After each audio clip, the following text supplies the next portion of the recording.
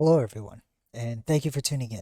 Today, we're going to be looking at Bitcoin, a, a macro view of Bitcoin, predicting or projecting what can be in store for us for the coming, next 365 days. If you like this video and the other videos that I make on this channel, be sure to hit the like button down below and also consider subscribing.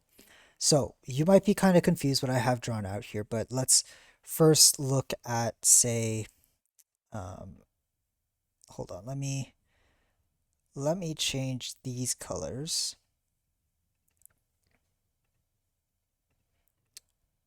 Great.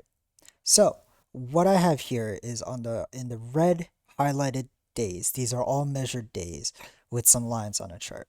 Um, you can see that I've measured out at least for the prior three cycles, and this is on BLX, by the way. Um, the past three bull runs for Bitcoin. So this is measured from January 2015 to 2017. You can see from here from November 2011 to 2013, and then you could see from the beginning it was measured in 2010 to 2011 of June. And you can see that there's a case for expanding cycles. You can see that the prior cycle lasted for 1,065 days. You can see that the one before that would lasted 761 days, and the one before that lasted 335 days. What I have here is we are coming to, like, within Q4 of this year, we will finally, and specifically to October, we will finally reach roughly 1,065 days of this cycle. My case being is that um, because cycles are expanding, what happens from the point that we finally the run finally becomes longer than the previous one, right? So this is what I have drawn out here. Right here, I have it drawn at 1065 because this is the cycle that we're currently in. But you could see that the blue labels here are referencing the dates from the last cycle. So from the 2017 run, I have it measured from the same date to 762 or 61 days, um, measured from the past cycle. And for the 761-day run from 2011 to 2013, I have measured here 305 days, which is, sorry, 335. I think that's the closest I can get to it, roughly. There we go. 335 days, referencing the prior cycle. What you notice here is that when we focus in on these two cycles, at least, because this is all the evidence we have, you could see the period of 335 days is a slow buildup. And then after 335 days, we started to really ramp up. In 2017, you see this slow buildup, right? And once we hit 762 days, which is the length that it took the prior cycle to reach its market cycle peak, right? We start seeing a ramp up and we got up to $20,000. And 335 days, we have nothing to reference it. So we are considering this to be one long bull market of 335 days long. This is, and so it poses the question, what is in store for us now, right? I've measured out the length between the cycle from 2018, I believe I would call it around 2018 to now, and a little past that. It's actually set for October 1st. My point being is that if you look at the line here, we can see this buildup happening, right? It's a little bit more volatile than it was past cycles, but you could see a slow buildup of Bitcoin. I anticipate a next leg up, right? Whether that looks kind of like this, you know, into 2022 or something, or yeah, 2022 July, let's say, to like $150 or so. My point being is that we look at these lines of progression and we see a difference after the length of the prior cycles been met, and from then on out it ramps up.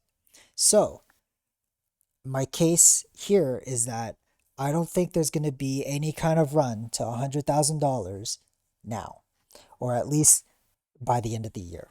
A lot of people are talking about end of year projections. My end of year projection is probably not going to be 100. It's going to be not $100,000.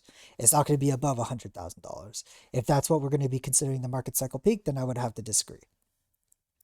When we look at the date cycles of Bitcoin, we have to wait until at least the prior cycle length has been met. We have yet to reach that. We're still at, if we're looking at August, by the end of August, we'll be at 1,004 days during this cycle. We would have to wait at least 2 more months. So that would be September and October in order for us to get to 1065, that relative number. And only until then should we then see a major response from Bitcoin, where we see a next run up to $100 to $200,000, and in some cases, people are even calling for a $300,000 Bitcoin. I think that that's a bit much, but I won't complain if it happens. And so, this is what I'm talking about here. That that the lengths of the cycles are expanding, um, and referencing the prior cycle's length can help determine when the true volatility of Bitcoin can really kick in. Already right now we can into like this run from 20 March 2020 to a peak of 64,000 was a pretty impressive run, but I would make the case that there's another equally impressive run going to be in store for us in the not so distant future. It's just not going to happen now. It's most likely going to happen around October, and then from October to maybe next year we will start seeing a ramp up for Bitcoin.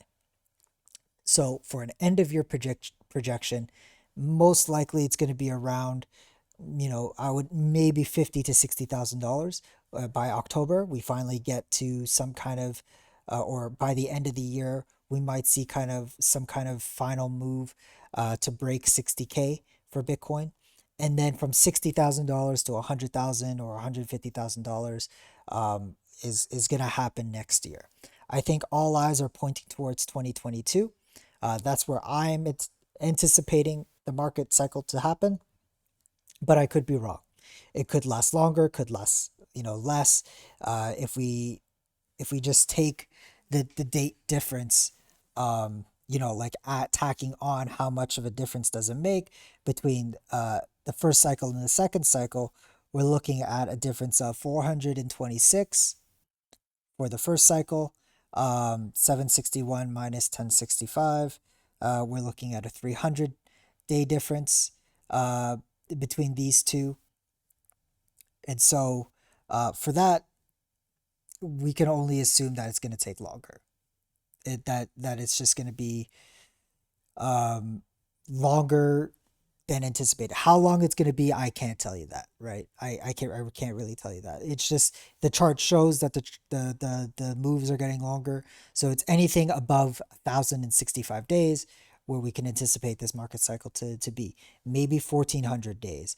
If it was 1,400 or so days, that brings us to the fall Q4 of 2022, right? And so we could see some kind of move to,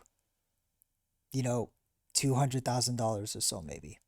And that kind of coincides with these moves where you could see a small buildup, right, from here, and then a ramp up after the prior cycle date length has been met, right? Slow buildup to 762 days.